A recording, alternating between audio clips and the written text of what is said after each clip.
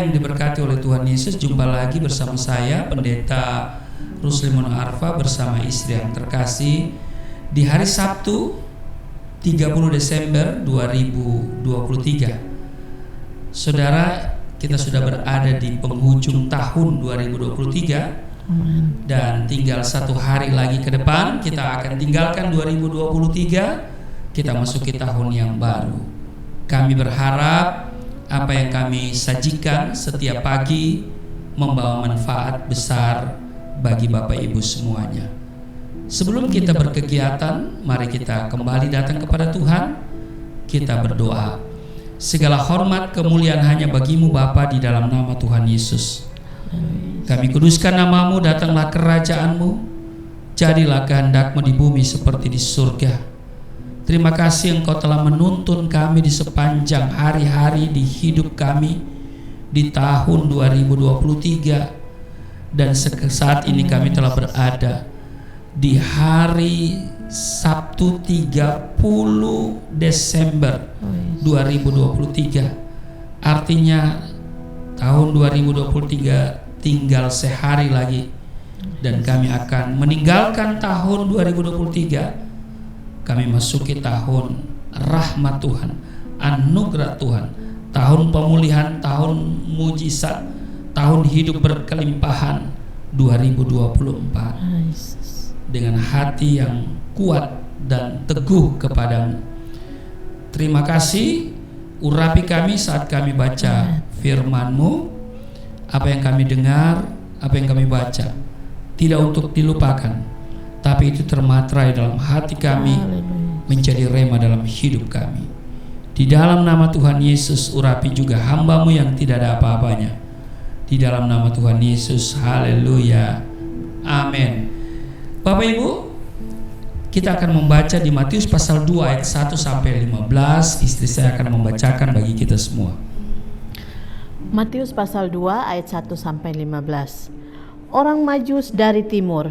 Sesudah Yesus dilahirkan di Betlehem di tanah Yudea pada zaman Herodes, datanglah orang-orang Majus dari timur ke Yerusalem dan bertanya-tanya, "Di manakah dia, raja orang Yahudi yang baru lahir itu?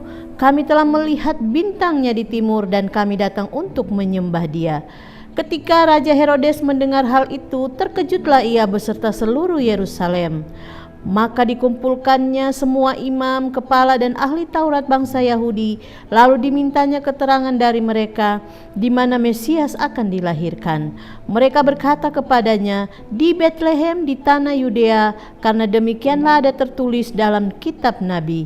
Dan engkau Betlehem tanah Yehuda, engkau sekali-sekali bukanlah yang terkecil di antara mereka yang memerintah Yehuda, karena daripada mula Allah akan bangkit seorang pemimpin yang akan mengembalakan umatku Israel." Lalu dengan diam-diam Herodes memanggil orang-orang Majus itu dan dengan teliti bertanya kepada mereka, bila mana bintang itu nampak. Kemudian ia menyuruh mereka ke Betlehem, katanya, "Pergi dan selidikilah dengan saksama hal-hal mengenai anak itu, dan segera sesudah kamu menemukan dia, kabarkanlah kepadaku, supaya aku pun datang menyembah dia." Setelah mendengar kata-kata raja itu, berangkatlah mereka, dan lihatlah bintang yang mereka lihat di timur itu mendahului mereka hingga tiba dan berhenti di atas tempat di mana anak itu berada. Ketika mereka melihat bintang itu, sangat bersukacitalah mereka. Maka masuklah mereka ke dalam rumah itu dan melihat anak itu bersama Maria ibunya, lalu sujud menyembah dia. Mereka pun membuka tempat harta bendanya dan mempersembahkan persembahan kepadanya, yaitu emas, kemenyan, dan mur. Dan karena diperingatkan dalam mimpi supaya jangan kembali kepada Herodes, maka pulanglah mereka ke negeri melalui jalan lain. Penyingkiran ke Mesir.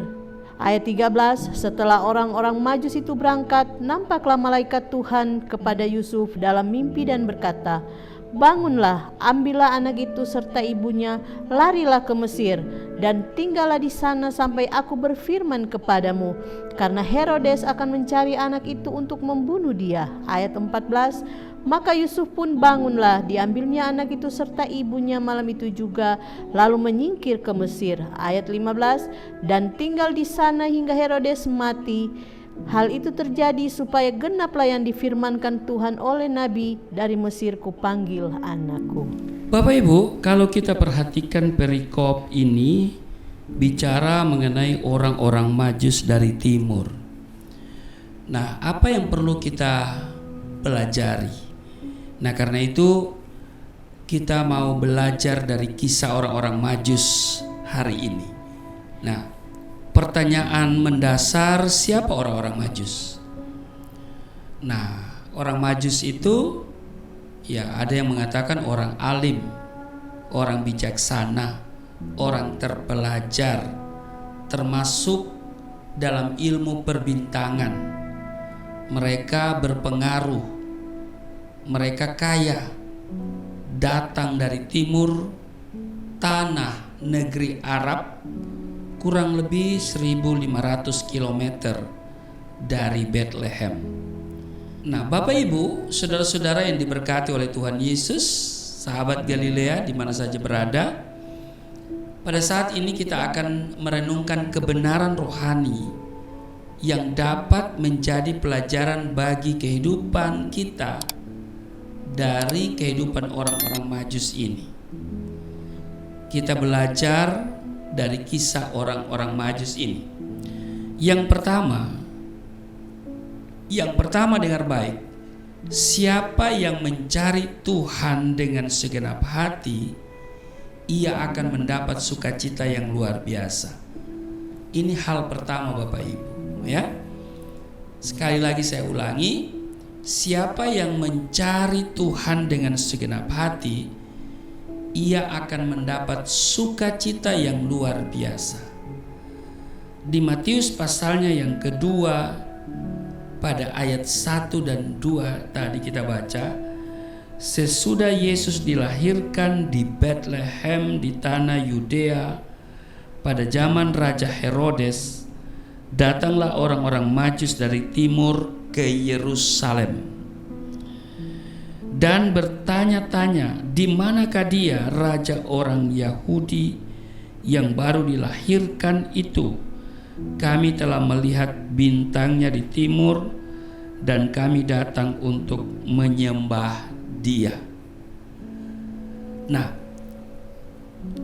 ini merupakan sesuatu yang luar biasa. Kalau kita lihat juga di ayat 10,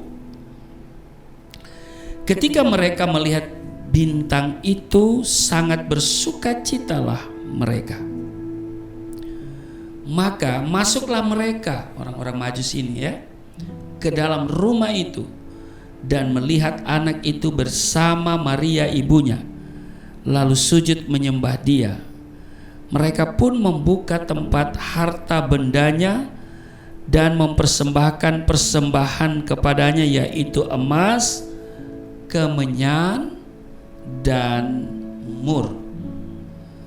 Nah, perhatikan Bapak Ibu sahabat Galilea yang diberkati oleh Tuhan Yesus, orang-orang Majus mencari bayi Yesus untuk disembah. Dalam hal itu tidak sedikit tantangan yang mereka hadapi.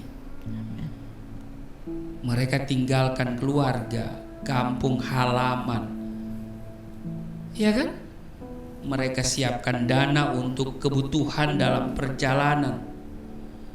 Mereka berjalan berhari-hari karena jaraknya kurang lebih 1500 km ya. Apalagi ya, mereka berjalan dalam panas terik di padang gurun. Gak bisa saya bayangkan saudara ya, berjalan dalam dinginnya hawa di padang gurun. Belum lagi harus melewati harus melawan pemikiran ya, pemikiran yang mungkin timbul dalam pikiran mereka. Bagaimana kalau bintang yang mereka lihat itu merupakan tanda yang salah?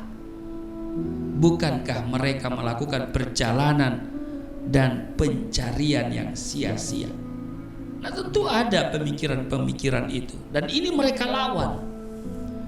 Iya kan? Pencarian orang-orang Majus ini tidak sia-sia.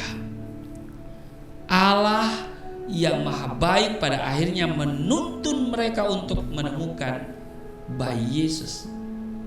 Dan Alkitab mengatakan mereka begitu bersuka cita. Saudara, sahabat Galilea yang diberkati oleh Tuhan Yesus, pemazmur mengatakan supaya kita mencari Tuhan dan kekuatannya serta wajahnya, dan kita akan bersuka cita akan hal itu. Sudah lihat di Mazmur 105 ayat 3 dan 4. Kemudian Yesus juga mengatakan supaya kita mencari dahulu kerajaan Allah dan kebenarannya, dan sebagai akibatnya Tuhan akan menambahkan segala sesuatu kepada kita. Tertulis di Matius pasal 6 ayat 33. Tetapi perlu diingat Bapak Ibu, saudara-saudara sahabat Galilea yang diberkati oleh Tuhan Yesus, kadang-kadang dalam mencari Tuhan, ya, mencari kerajaannya, mungkin kita akan menghadapi tantangan seperti orang-orang Majus. Dan dalam situasi itu, saya mau katakan, teruslah maju, maka pasti kita akan menemukan dan menerima berkat Tuhan. Dan hal itu akan membuat kita bersuka cita seperti orang-orang Majus. Ada amin Bapak Ibu? Amin. Jadi yang pertama, pelajaran penting yang berhubungan dengan kebenaran rohani. Siapa yang mencari Tuhan dengan segenap hati, ia akan mendapat sukacita yang luar biasa. Amin. Yang kedua, saya mau bilang begini Bapak Ibu, tetaplah setia iring Tuhan dan melayani Tuhan, walaupun orang-orang di sekitar kita tidak mendukung atau menopang kita. Amin. Ya, sekali lagi saya tegaskan, tetap setia iring dan melayani Tuhan, walau orang-orang di sekitar kita tidak mendukung atau menopang. Nah, di ayat 9, kalau kita lihat di Matius pasal 2 tadi, setelah mendengar kata-kata raja itu, berangkatlah mereka, dan lihatlah bintang yang mereka lihat di timur itu mendahului mereka hingga tiba dan berhenti di atas tempat di mana anak itu berada. Di bagian A, perhatikan, setelah mendengar kata-kata raja itu, berangkatlah mereka. Bapak Ibu, orang Majus pergi sendiri, ya, dengan tidak diantar oleh orang-orang Herodes atau imam-imam yang ada di situ ke Bethlehem. Padahal jaraknya, ya, kira-kira tinggal 11 kilometer, ya, dari mana? Yerusalem, ya. Nah, orang Majus sebenarnya tamu dari seluruh orang Yahudi dan seharusnya ditemani oleh orang Yahudi untuk mengantarkan mereka ke tempat di mana raja orang Yahudi itu lahir. Tetapi sekali lagi, orang-orang Majus pergi sendiri, ya kan? Walau orang Israel sendiri tidak peduli dengan sang raja yang baru lahir, tetapi hal itu tidak menyurutkan keinginan orang-orang Majus untuk menyembah bayi Yesus. Karena itu mereka pergi, ya. Setelah mendengar kata-kata raja itu, berangkatlah mereka. Nah, demikian juga kita Bapak Ibu. Walau orang di sekitar kita tidak mendukung pengiringan kita kepada Tuhan, tidak peduli dengan pekerjaan Tuhan, tetapi mari kita teladani orang-orang Majus. Kita tetap setia dalam mengiring dan melayani Tuhan. Ada amin? Amin. Itu yang kedua. Tetap setia iring Tuhan dan melayani Tuhan, walau orang-orang di sekitar kita tidak mendukung atau menopang. Yang ketiga, tetap menyembah dan mempersembahkan kurban, walau harapan berbeda dengan kenyataan. Nah, perhatikan bahwa orang Majus, ya, mereka mengatakan bahwa mereka datang untuk menyembah raja yang baru lahir. Orang Majus sendiri loh yang mengatakan bahwa mereka datang untuk menyembah raja yang baru lahir. Dan pastilah seorang raja lahir di tempat yang indah, ya kan? Tetapi apa yang mereka saksikan adalah bahwa Yesus lahir bukan di tempat indah, tapi di rumah yang sangat sederhana. Walau demikian, mereka tetap bersukacita. Mereka menyembah dan mempersembahkan yang terbaik bagi bayi Yesus.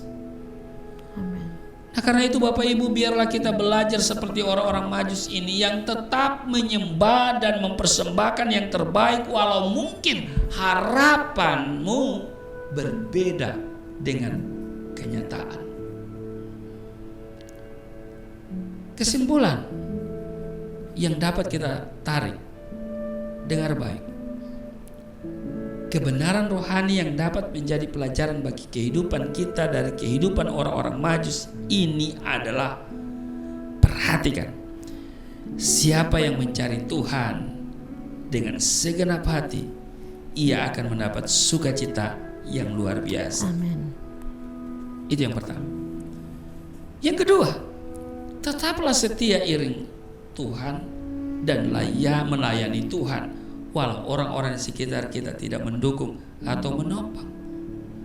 Dan yang ketiga, tetaplah menyembah dan mempersembahkan kurban, walaupun harapanmu berbeda dengan kenyataan. Amin.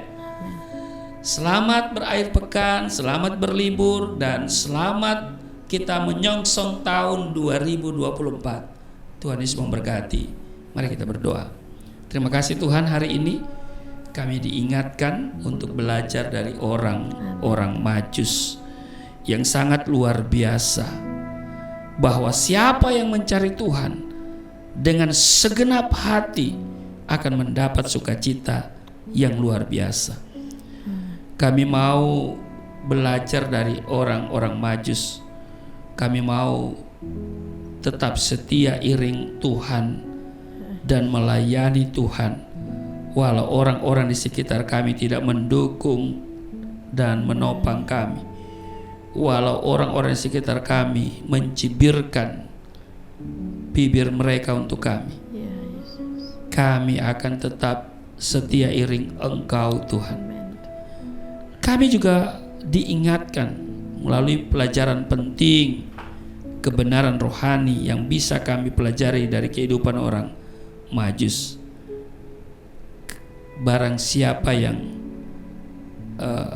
tetap menyembah Tuhan, dan kami juga diingatkan supaya kami tetap menyembah dan mempersembahkan kurban, walaupun harapan kami berbeda dengan kenyataan. Terima kasih Tuhan, Engkau baik yang telah mengantar kami sampai pada penghujung tahun 2023.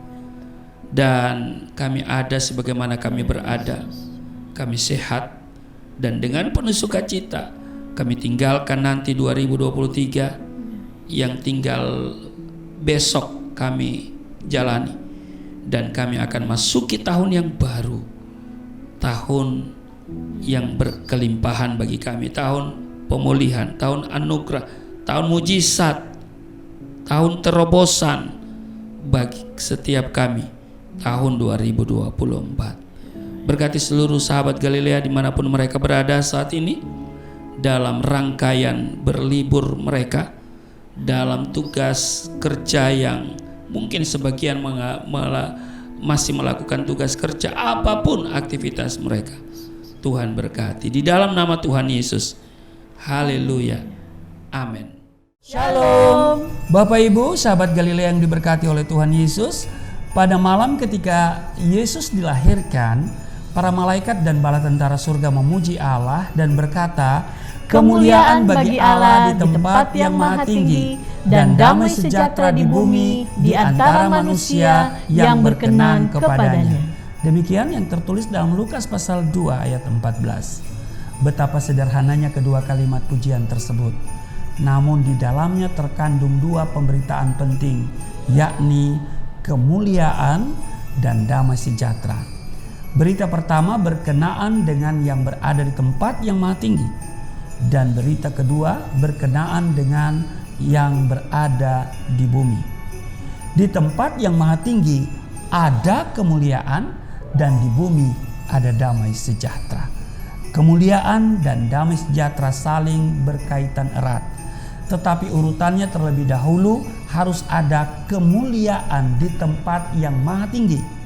Barulah kemudian ada damai sejahtera di bumi. Jika kita terlebih dahulu mengutamakan kemuliaan di surga, barulah kita bisa mendapatkan damai sejahtera Allah di bumi.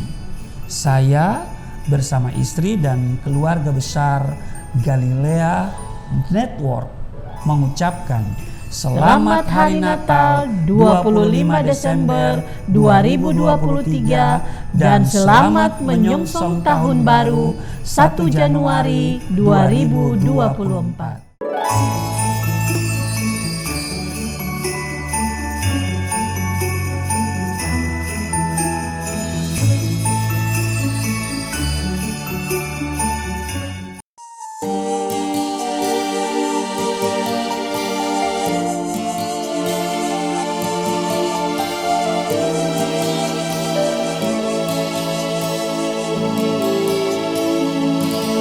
Bapa kami yang di surga, dimuliakanlah nama-Mu.